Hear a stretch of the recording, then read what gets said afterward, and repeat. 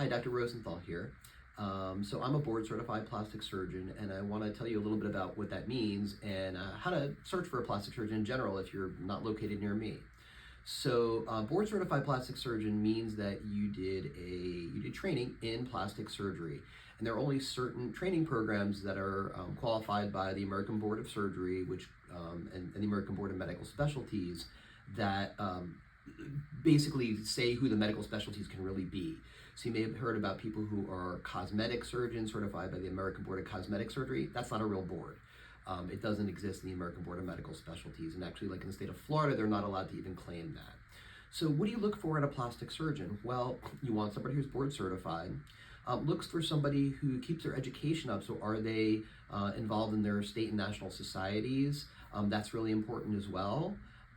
When you see your plastic surgeon, make sure you like them. This is going to be a good relationship, so make sure you like them, that you're looking forward to seeing them as much every time that they're looking forward to seeing you. You get your questions answered and things like that. So what does it mean to be a board certified plastic surgeon? What does that training look like? So there's a couple different ways to train to be a plastic surgeon.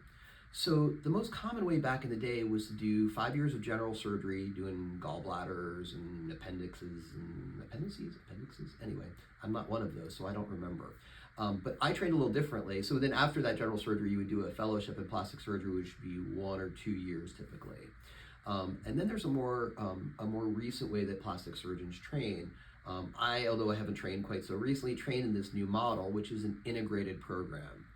So some plastic surgery programs moved to this kind of 3 and 3, where you did general surgery for 3 years, and then you did plastic surgery for like 2 or 3 years. But you still did all those gallbladders and other stuff. So for me, I trained in an integrated program. Integrated program means I did 6 years of training, but they were all in a plastic surgery program. So I did some other stuff that was necessary to sort of be a good surgeon and learn how to take good care of patients and things like that. But most of this stuff was plastic surgery related. So people who do these integrated programs, like myself, so I trained at University of Michigan, and it was one of the first really 2 integrated programs, Stanford and Michigan, go blue. So what we would do is do these things that are sort of plastic surgery related. So we would do oculoplastics, oral surgery, neurosurgery, ENT, all these things are sort of touch plastic surgery, because plastic surgery is a pretty comprehensive specialty.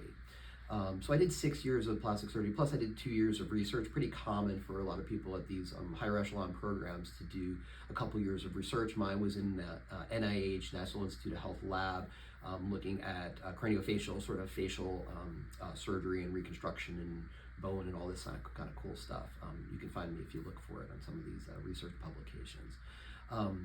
But you'll hear sometimes people say, are you, I only want to go to somebody that does eyes. Well, so let's look at the other ways you can call yourself a plastic surgeon. So there are some people who just specialize in eyes, and a lot of times those people come from a program where they were ophthalmologists. Okay, so they were eye doctors, they were doing retinas and things like that. And then they did a year training in oculoplastics, sort of subspecializing in sort of the aesthetic of the eyes. Well, I actually did a couple months of that when I was in my training, so that was really great at University of Michigan because they're pretty awesome. But if you just do that, that means you're only seeing the eyes. And the really important thing about a facial aesthetics is being able to sort of understand the patient wholly, their face wholly, and really also how the face interacts with the body, maybe the neck or the chest. So it's all sort of about everything complementing each other and being able to have that vision. And people often talk about being an artist as a plastic surgeon. So I want to talk about that for a second. So yes, you have to be an artist, but really you're an engineer. You have to understand how things work. Because you're dealing with real live people, with real live tissues and blood vessels and nerves. You have to understand how this all works, not just static, but how it's going to move too. So this comprehensive sort of view is really, really important. At the same time as having specialty. Seems kind of counterintuitive, but it's actually really, really important. So oculoplastics. So yeah, there are people who just do eyelids, but I do eyelids too, trained to do oculoplastics. There are some excellent oculoplastic surgeons. I have good relationships with some of them. And actually one of my buddies he liked the oculoplastics so much that he did plastic surgery with me. We trained together at Michigan, and then he did a year of oculoplastics on top of that, because he really wanted to get a little more nitty gritty. But he has that good overall view, so he's great. He's still not as good a surgeon as me, but I'm just kidding, Sal. What are the other ways you can call yourself a plastic surgeon? Well, a common one is people who are facial plastic surgeons. What are facial plastic surgeons? So facial plastic surgeons, by and large, are people who did an ENT residency, so ear, nose, and throat, or otolaryngology, and great doctors, very smart guys. My brother is an otolaryngologist or an ENT. And then you can do a year, usually a year of specialization in facial plastics. I did facial plastics in my, also in my plastic surgery 6-year residency. We spent time with the facial plastic surgeons. So I've had some of different view of how they view this stuff as well. Facial plastic surgeons can be excellent, but again, sometimes they have an unbalanced view. Some of them, the training's better than others. They just don't have as long in training. There are some that are excellent and some that are very good friends.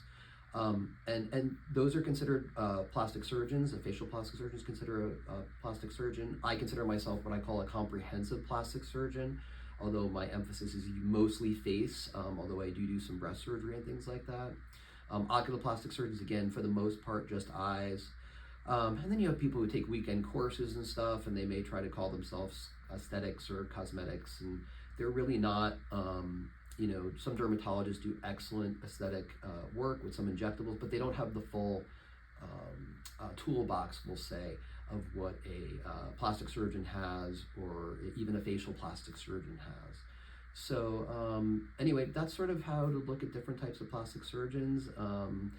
Ask them how they trained, ask them where they trained, and really talk to them and understand their philosophy about surgery and beauty and how much they're getting into, what's important to you in their life. People always ask me, and my patients always ask me, well, what do you think? What do you see? I go, I made my decision when I walked in the room. I go, but I need to know what's important to you. So that's a little bit of my philosophy, and this is how to choose your plastic surgeon.